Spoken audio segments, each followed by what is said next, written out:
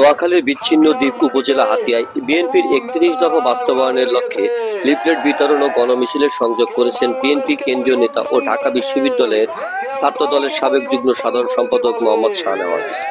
আসলে কি পরিবর্তন হয়েছে নাকি ওনাদের নিজেদের পরিবর্তন হয়েছে? আপনারা তো নিজেরাই দেখতে পাচ্ছেন কাদের পরিবর্তন হয়েছে।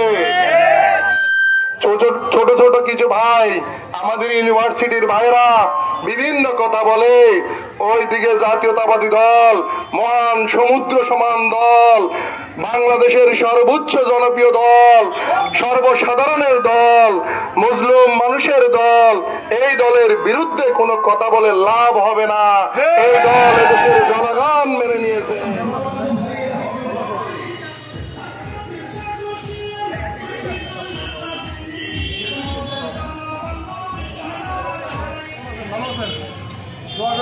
আমরা এটা পড়ে দেখে